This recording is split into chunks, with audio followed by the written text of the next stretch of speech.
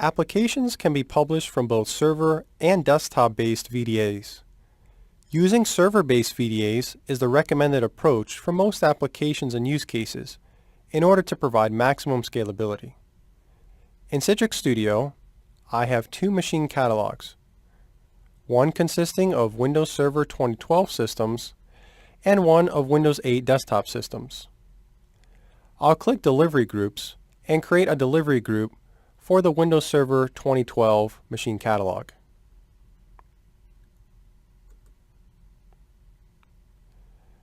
I'll click Next on the welcome screen, and I'll select the number of machines to assign from the machine catalog, and click Next. I'll select Applications for the delivery type. Note that selecting desktops and applications would make available a published desktop in addition to any published applications. Now I'll click Next. I'll add in all domain users and then click Next to proceed.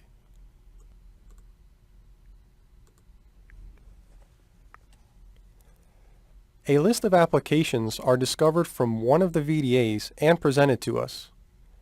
If no applications are shown in your environment, check that at least one VDA in the catalog is currently powered on and registered with a controller. To publish the applications, we simply select one or more and then proceed.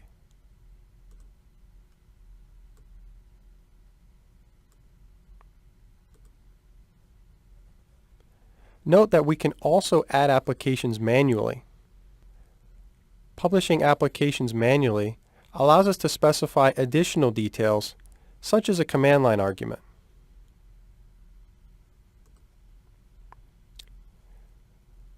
I'll click Next. I'll name the delivery group and then click Finish.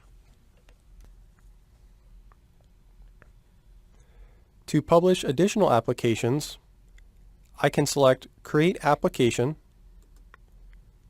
and proceed to select one or more additional applications to make available through this delivery group.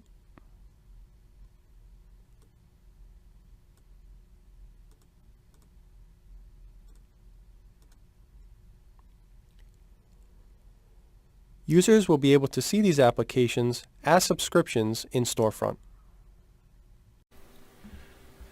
Hey, I thought I'd do a video to help you with the Citrix Receiver. Basically, Citrix Receiver is the tool that you'll use to access your applications that you have there in the office. Applications like Computeries, Bidwinner, Microsoft Office, those suite of apps that you use on a daily basis, and also access to your Sparky drive share can be available on your home machines, on your laptops, on your iPads, on your Androids, whatever device you want to use, you can get to those apps. So here's the simple instructions. Now I'm using a preview of Windows 10. But the nice thing is whether if you're on a Mac or a PC, it really doesn't matter. The instructions are essentially the same. So you're seeing Windows 10 for kind of well, maybe for the first time. It's for the first time for me. So we'll just figure this out together, and we'll see what happens. So the first thing you need to do is open up your browser. I'm using Spartan, which is the new browser in Windows 10. It's codenamed Spartan right now, and when it's released, I guess it's going to be called Edge.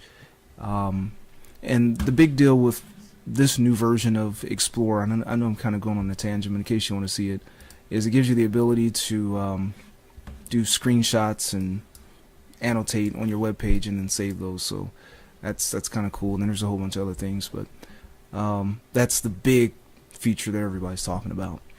Well, anyway, on your computer, whether it's a Mac or a Windows machine, basically you just go to and I'll have links below, so just look right below this video and you'll see the links. But if you're on a PC or Mac, it basically is citrix.com/go/receiver, and you'll see some shortcut links that I've given you that you can get there pretty quickly and easily. You can also get to this link or this application on the Google Play Store, and there's a link below for that, and also on the iTunes store or iCloud store, whatever you call it in Apple's world. You can get to those links below as well. So anyway, once you get there, just download the receiver. This website is pretty cool because it senses what device you're coming from, whether it's a Windows device or a Mac device, and it'll give you the version that you need. So my Citrix receiver is downloading now, and I'll fast forward after it's installed. Alright, well, I'm back. We're about at 100%, so the client has completed its install. So basically I'm just going to run the install. So just like on a Windows 7 machine, Windows XP machine, or just follow the same instructions on a Mac. You just double click on the icon, and the Citrix receiver downloads and installs. So we're going to go through the Citrix receiver setup. It's very simple. You just click next, accept the license agreement, install.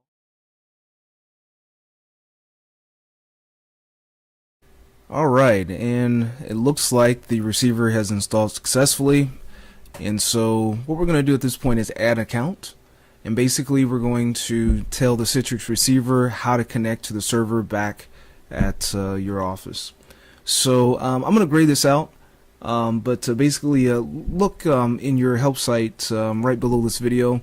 There's a link that has a yellow background and black text there. That's going to identify your URL, your server address that you'll need to type in. Make sure you use HTTPS. So I'm going to type that in, and then we'll continue. Okay, so we have our server address typed in, and then we'll click next. And once we click next, then it tells me that the account has been added successfully. So once the account is added successfully, we can close the web browser, and you'll notice on your computer it should bring up the Citrix receiver. If it doesn't, you'll just have to go down to your start menu and locate the Citrix receiver, and then type in the domain and your username. So it's going to be reliable / your username, the same username that you use to log into your network, and then your network logon password will go into the password box. So I'll let you type that in, and then I'll be right back. Alright, so we have our username and password logged in. I'm using a username of Zen1, but you all individually have your own usernames if you're on the list to have access to Zen. So type that in there, and then click log on. And once the server authenticates you, over here to the left you have this plus. You can click to add apps, and then go up and select all applications to show all applications that are available to you, and then select the applications that you're interested in using. And what this is going to do is when you select these applications, it's going to add it to your start bar. It's going to add it to your Windows desktop on your computer. So let's say that I want to use Word from the Office. I want to use Excel from the Office. I also want to be able to access Bidwinner from the Office, Computer Ease from the Office, and the Windows Explorer is your Sparky drive. So you'll be able to see all of your network drive shares. So we've added those applications here to your quick launch. If you wanted to get rid of one, you can just right click and then remove. Okay, so now that we have our applications, it may take, I don't know, maybe 2 to 5 minutes for all of these applications to populate in your start bar. But you'll notice on my Windows 10 machine, it'll look the same way on your Windows 7 machine, or even on your iMac or iPad. You'll begin to see these applications that are showing up in your start bar. So now that they're in your start bar, we can launch Computer Ease just by clicking on this icon. And this Citrix receiver application needs to stay installed on your computer, but it no longer needs to open or be open anymore. So we're opening up Computer Ease, and it's making connection back to Reliable Electric. It's authenticating, and then it presents the application just as if it's installed on your PC. So that's how that works. So when you're finished, we just click cancel or the X, and I'll show you again. We'll just launch this application.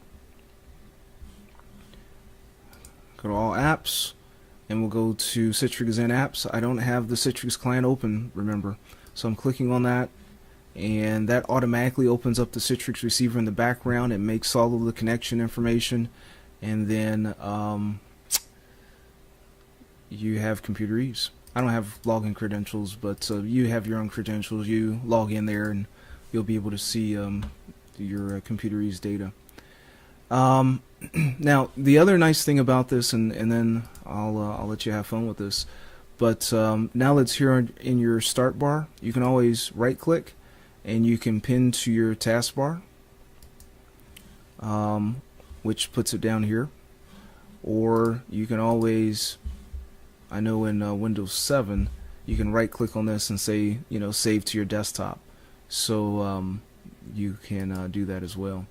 So in Windows 10 we can pin it to our start, which allows it to populate here. But anyway, those are shortcuts. So now if I need to get to computer ease, I can just click on my shortcut either on my desktop or my taskbar, and now computer ease opens up and I can get to my information from anywhere. So it's pretty useful.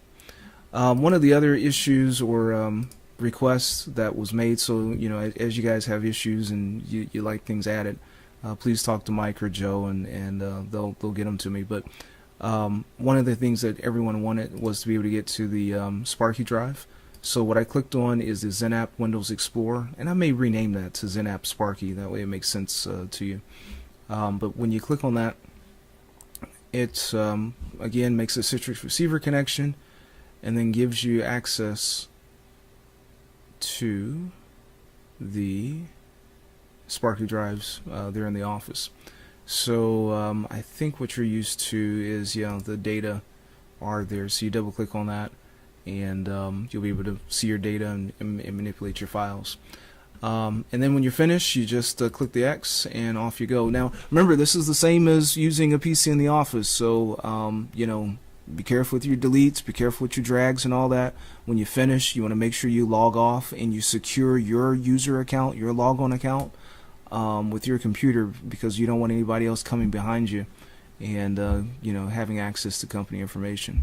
Well, anyway, so that's what I got. Hopefully the video was helpful, and turns out the Windows 10 is pretty cool. I made it through this. Honestly, I did that for the first time right here. Kind of took a chance with it, and the thing didn't crash. I'm impressed. I kind of like it.